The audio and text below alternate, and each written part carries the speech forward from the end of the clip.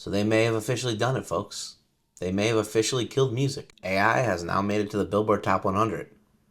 And I'm not talking about a deepfake. I'm not talking about a Drake demo.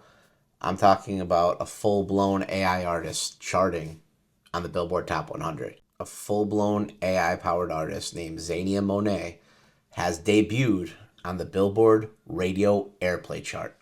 Listen, as a guy who's worked in the music industry since I was 18, I've lived through the Napster era, the iTunes era, the Spotify era, whatever TikTok is, but I never thought I'd live long enough to see Siri get a record deal. So today I want to talk about what this means ethically, creatively, economically, for real musicians, real humans, for music lovers, and for the art of music as a whole. And I promise, this isn't a doomsday rant.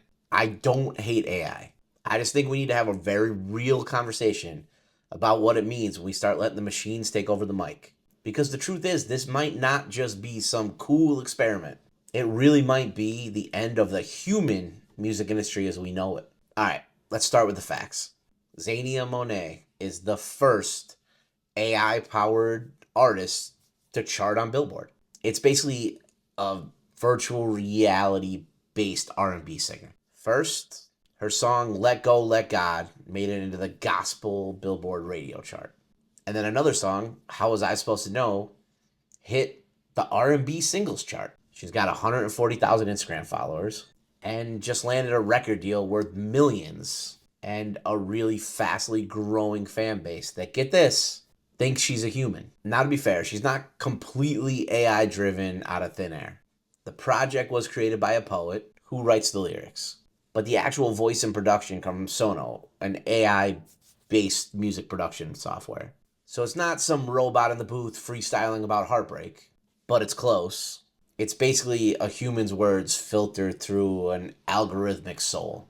But here's where it gets a little bit sticky ethically. AI art, by definition, is generated by other people's work. Every note, melody, tone, or rhythm that software like Sono uses to create their AI-generated music comes from a real human musician, be it living or dead. So when an AI artist like Monet sings, she's not drawing inspiration like a human would from Keisha Cole or Aretha Franklin. She's using their sounds, literally using them.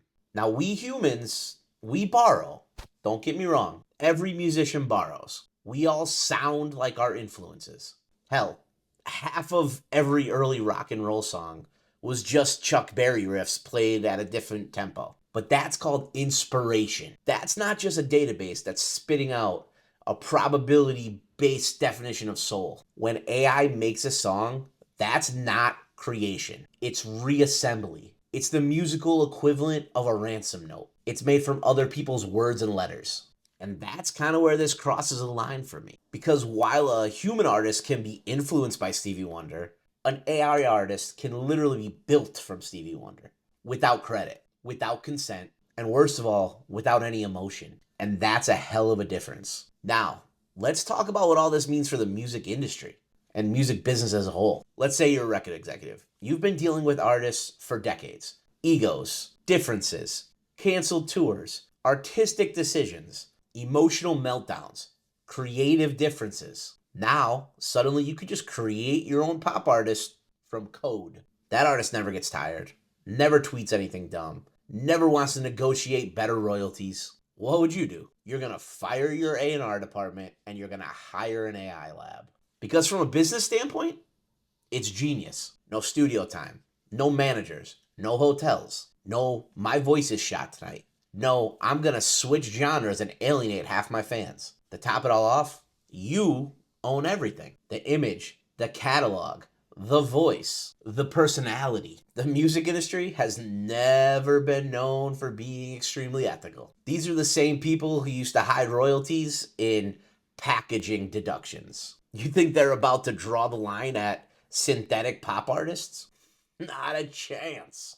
The moment that an AI artist makes more money with less headaches, they will shift all of their resources away from human artists. And that, my friends, is how we end up in a world where your favorite song is sung by a line of code written by some dude in a WeWork in Topeka. And let me be clear, this isn't just bad for artists, it's bad for everyone. If you make your living in music, booking agents, managers, vocal coaches, lighting techs, sound engineers, hell, you may want to start rethinking your future. But it should also be terrifying for consumers because music has always been about connection. Music's about people expressing the inexpressible. It's about pain and joy and love and heartbreak through voices that lived those emotions. AI doesn't feel, it just simulates. Don't tell me that an AI candle is still going to be warm. It's not. It just looks like it's flickering. If we lose human music, we don't just lose jobs. We lose a mirror of ourselves. We lose the thing that lets us see ourselves reflected in art. So here's where I land on this. AI is incredible when it's used for what it should be intended for. Let AI handle your spreadsheets. Let AI clean up your calendar. Let AI run simulations until it finds the cure for every disease on Earth. Hell, I don't care. Let it even take the first crack at mixing or mastering a demo. Sure, fine, I'll give you that. Those are technical tasks. Those are things that make life easier for us. But creating art, that's sacred. AI should be giving us humans more time to be creative. It should not replace our role in creativity itself. Because if we reach a place where machines make our art for us, we're not just outsourcing labor at that point. We're outsourcing our humanity. So yeah, Monet might be the first AI artist to hit the Billboard. She's not going to be the last. The question is, as a society, are we okay with that? Because if we're not careful, we're going to wake up in a world where every song that you hear is technically perfect, emotionally hollow, and legally owned. And actual artists, the dreamers, the weirdos, the dudes with guitars in their basement, we're all just going to be sitting there. And everybody's going to have to say, remember when music used to mean something more than an algorithm? Anyway, those are my thoughts. I'd love to hear yours in the comments below. Tell me if you think I'm just being dramatic. Go ahead. I can take it. Or if you think we're doomed, let me know that too. I'm not really looking forward to when the AI overlords find this video someday and come for me. If you like this video, hit the like button, hit subscribe, all that algorithm-friendly stuff to make AI show this video to more people, because apparently that's one thing that robots still need us for. Thanks a lot. I'll see you in the next one.